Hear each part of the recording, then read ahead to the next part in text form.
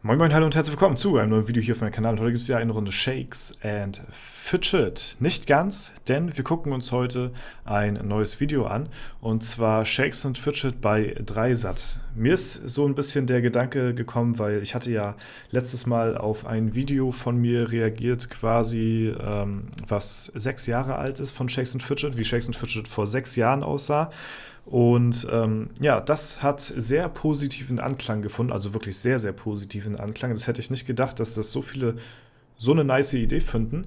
Und jetzt wurde mir letztes Mal gerade vorgeschlagen, dass es einen Kanal gibt von Marvin Clifford. Das ist ja der Zeichner von den Shakes and Fidget Figuren. Ne? Shakes und Fidget sind ja Marvin und Oscar. Ne? Marvin Clifford und Oscar Panier. Und der hat einen YouTube-Channel, ja, und der hat hier ein paar interessante Videos und der wurde mir empfohlen. Und diese interessanten Videos, da hatte ich mir gedacht, wenn das Video schon so nice ankam, was so auf Oldschool ist von vor 6 Jahren, dann könnte es ja eventuell sein, dass das hier den einen oder anderen von euch da draußen auch interessiert, was so 2008 ist, also das Video ist von 2008, was da so los war und wie Shakes and Fidget im Dreisat gelandet ist und überhaupt die Entwickler mal zu sehen oder die Köpfe dahinter, das habe ich mir gedacht, ist bestimmt ganz interessant und wir gucken uns das einfach mal zusammen an. Ja, fand ich jetzt eigentlich gar nicht so eine schlechte Idee, muss ich sagen. Und wenn es euch gefällt, dann könnt ihr mir das auch gerne in die Kommentare schreiben. Ansonsten, falls ihr noch irgendwelche interessanten Videos habt in Bezug auf Shakes and Fidget, die ich mir mal anschauen soll, von denen ich noch nichts weiß, die ich aber unbedingt mal sehen soll und das vielleicht mit euch dann zusammen mache, dass wir uns die zusammen anschauen, dann schreibt mir das auch gerne in die Kommentare, dann gucken wir uns das Ganze mal gemeinsam an. Seien es irgendwelche Let's Plays, irgendwelche besonderen Videos, also wirklich irgendwelche besonderen Videos zu Shakes and Fidget, die ich noch nicht kenne, und dann können wir uns das gerne zusammen anschauen. Falls ihr das feiert, lasst es mich auf jeden Fall wissen. Wir schauen jetzt rein, genug gelabert. Schön. Ja, das Video ist von 8.6.2008, also die Qualität, man sieht schon, ist nicht jetzt so unbedingt berauschend, aber wir schauen auf jeden Fall mal rein. Ich bin gespannt, was die Leute da zu sagen haben und vor allen Dingen Shakes and Fidget im Fernsehen. Ich meine, ich kenne den Beitrag jetzt nicht, aber ich bin unglaublich gespannt, muss ich sagen. Let's go. Der Ball ist rund und ein Spiel dauert 90 Minuten. Das trifft auf das Online-Rollenspiel World of Warcraft so gar nicht zu. Da ist die Spieldauer eher unbegrenzt. Ist ein Spieler mal nicht online... Der Vergleich am Anfang, Alter, ist ziemlich... Vielleicht, weil er gerade Fußball guckt, kämpft seine Gilde womöglich ohne ihn weiter. Ja, das Ganze ist... Also ich muss sagen, ich meine, es war auch noch eine andere Zeit, ne? Aber so Beiträge im Fernsehen zu Online-Spielen, die waren schon damals immer cringe irgendwie, Alter. Also da kann man jetzt auch nichts irgendwie, also ja, ich weiß nicht, man merkt richtig, die struggelt richtig, die weiß gar nicht, die weiß gar nicht, von was sie da redet, hat da irgendeinen Zettel bekommen und muss da irgendwas vorlesen, also so kommt mir das vor. Aber no front. Aber trotzdem darf man sich auch gerne mal darüber lustig machen. Vor allem als Spieler selbst. Und genau das haben die Grafiker und WoW-Fans Oscar Panier und Marvin Clifford gemacht mit einem witzigen Comic. Ja, die meisten von euch wissen das vielleicht gar nicht, wie Shakes and Fidget überhaupt entstanden ist, und es sollte ja eine Parodie auf World of Warcraft sein, oder ist es halt auch geworden, deswegen auch die ganzen Anspielungen. Shakes and Fidget ist ja eine einzige Anspielung so, ne, und deswegen gibt es auch so viele lustige Vergleiche oder Anspielungen auf verschiedene Filme oder Spiele, ne, das ist eigentlich das Konzept von Shakes and Fidget damals gewesen. So. Und heute natürlich immer noch. Das sind die da sind sie. Da ist einmal Marvin. Comiczeichner. Ja, Marvin Clifford hat auch einen Twitch-Kanal irgendwie, wo er ab und zu mal noch ein paar Zeichnungen zu Shakes and Fidget auch noch streamt. Da habe ich letztes Mal reingeschaut. Marvin Clifford, alias Fidget, und sein hochgeschätzter Partner Oscar Panier, alias Shakes. Sie haben ihre Leidenschaft zum Online-Rollenspiel World of Warcraft auf kreative Art und Weise umgesetzt. Sie sind die Macher der mittlerweile legendären Online-Comic-Serie Heroes. Bereits 40 Folgen gibt es von den leicht schusseligen Helden.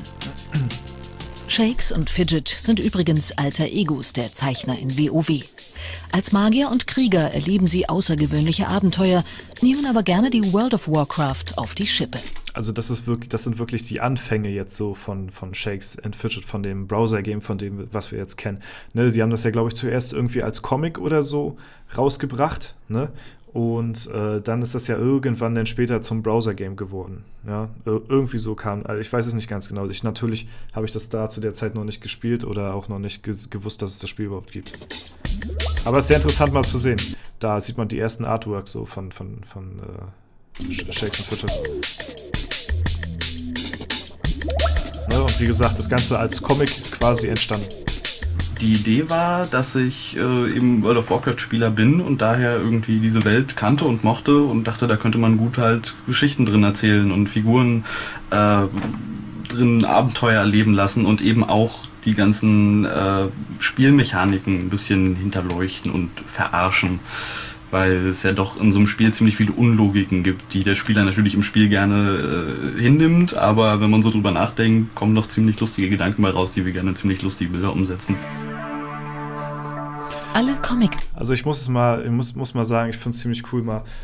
Auch, ich glaube, heutzutage machen die gar nicht mehr so viel irgendwie, aber ich meine, der Hype ist auch ein bisschen vorbei um Shakes and Fidget so, natürlich muss man auch sagen, ich meine, das Game hält sich immer noch so, ne, aber der Hype, also der Peak von dem Spiel ist natürlich jetzt schon lange nicht mehr so hoch, wie es damals war, ne, sie rühmen sich immer noch mit den, wie viel sind 70 Millionen Downloads oder so, ja, wer spielt denn davon noch alles, ne, also das ist so die Frage immer, ne.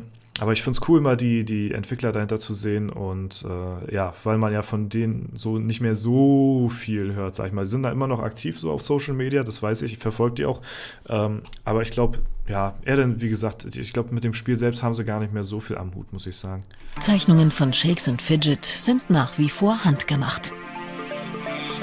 Nach gemeinsamem Brainstorming werden dann die Comics gezeichnet. Ich finde das auch so krass, wie talentiert man einfach sein muss. So eine Zeichnung zum Beispiel. Ich kriege kaum Strichmännchen gezeichnet, so, ne? Also das ist wirklich sehr hohe Kunst. Ich weiß nicht, ob ich hier noch irgendwo so eine Zeichnung. Ich glaube, ich kriege die jetzt aus dem. Ja, doch. Ich habe, also falls ihr das mal sehen wollt, wie ich meinen wertgeschätzten YouTube-Kollegen Paul Terra gezeichnet habe, ja, hier habt ihr es, ja, also da, ich weiß jetzt auch nicht, ob hier irgendwie jetzt die Monetarisierung jetzt irgendwie flöten gegangen ist oder so, deswegen machen wir mal einfach so hier, ja, aber mehr kommt dann bei mir auch nicht raus, muss ich sagen. Deswegen habe ich hohen Respekt vor den Leuten, die sowas professionell machen und echt krass. Vor allen Dingen, wie schnell das auch geht bei denen. Um die Gags bei den Heroes zu verstehen, sollte man sich in der Welt von WoW schon ein bisschen auskennen. Wir benutzen die Atmosphäre aus dem Spiel. Wir benutzen auch einige Figuren, die dort drin vorkommen, alleine bloß damit die Community natürlich das wiedererkennt und sagt, ja klar, da war ich selbst auch schon mal in dieser Gegend. So, aber setzen natürlich Shakes and Fidget rein und verbinden das mit unserer Art von Humor. Und das scheint ganz gut anzukommen. Also der Marvin, das ist auch so ein sympathisches Kerlchen, ne? Also den würde ich auch, also wenn man den mal irgendwo auf der Straße sieht, den würde man einfach nur knuddeln wollen, so, ne? So ein sympathisches Kerlchen ist das, ne? Ich hoffe mal, eines Tages hat die Gamescom wieder auf und dann sind die da auch mal irgendwie am Start und dann kann man die mal treffen. Ey, das wäre auf jeden Fall noch richtig, richtig krass, die mal irgendwie im richtigen Leben einfach nur mal kurz einen Schnack halten, so, also das wäre auch noch ein Traum. Ich hoffe mal eines Tages, dass es wieder geht, dass wir alle wieder mal auf die Games kommen können und uns alle treffen und ach Mann, ja, es ist schade alles. Ist ein neuer Comic fertig gezeichnet, wird er digitalisiert und am Computer weiter bearbeitet. Vor allem wird großer Wert auf die Kolorierung der Comicstrips gelegt. Je aufwendiger die Szene, desto länger sitzt der studierte Grafikdesigner. Das Bild kennen wir heute noch und das wurde schon damals vor 2008 schon entwickelt. Das ist so krass. An seinem Werk. Ich glaube, das war die Pose wie er das Schwert hält vom Epic-Event oder so. Ich glaube, da wird die Figur oder der Ausdruck immer da genommen für. Ja, also der reine Computerpart quasi, alles was nach dem Einscannen passiert, dauert schon mittlerweile, ich würde es von einer Seite auf knappe 2 Tage schätzen. Was natürlich auch immer auf die Folge drauf ankommt, wie viele Details sie hat. Wenn jetzt wie in unseren aktuellen Folgen es in irgendeinem total krassen Raum stattfindet mit Flammen und Statuen und tralala, dann ist es natürlich immer ein bisschen aufwendiger, als wenn sie irgendwo vor einem Gebüsch stehen. Mit ihrer Shakes and Fidget Idee haben die sympathischen Comiczeichner schon Kultstatus erreicht. Selbst den Sprung aus dem Internet haben sie schon geschafft. Spaß machen scheint echt Spaß zu machen. Zumindest bei diesem unschlagbaren Duo. Ja, ich glaube, das war der Beitrag dazu. Ja, das war Shakes and Fidget quasi, das ja, im Fernsehen bei Dreisat damals 2008. 2008 ist dieser Beitrag hier. Und ja, wenn es euch gefallen hat, dann lasst da auf jeden Fall gerne eine Bewertung, einen Kommentar dazu. Da würde mich auf jeden Fall sehr interessieren, falls ihr davon auch mehr sehen wollt. Dann lasst mich das auf jeden Fall wissen. Ich würde mich freuen, wenn ihr noch mir irgendwelche, ja, Diamanten quasi vorschlagen würdet, die wir uns zusammen vielleicht anschauen, was noch ganz interessant wäre zum Thema Shakes and Fidget. Das würde ich auf jeden Fall sehr, sehr feiern. Ich hoffe, dieses etwas andere Format hat euch vielleicht auch gefallen. Ja, ich finde sowas übel nice, auch mal diesen ganz alten Videos hier so ein bisschen Beachtung zu schenken. Und deswegen muss ich einfach mal sagen, es ist schon was Besonderes. Und ja, wie gesagt, hier es ist halt, ne, es sind halt krasse Aufrufe auf jeden Fall, ne, aber es ist halt von 2008 schon, ne, und deswegen, die meisten halt kennen das gar nicht so, ne, deswegen finde ich das ganz nice, so ein altes Video auch mal wieder ins Licht zu rücken, so ein bisschen, ne. Gut, das soll es dann aber auch soweit dazu gewesen sein. Wie gesagt, wenn es euch gefallen hat, lasst gerne eine Bewertung, Kommentar dazu da, würde mich sehr freuen. Ansonsten wünsche ich euch noch einen super schönen Tag. Vielen Dank fürs Zuschauen, haut rein und bis zum nächsten Mal.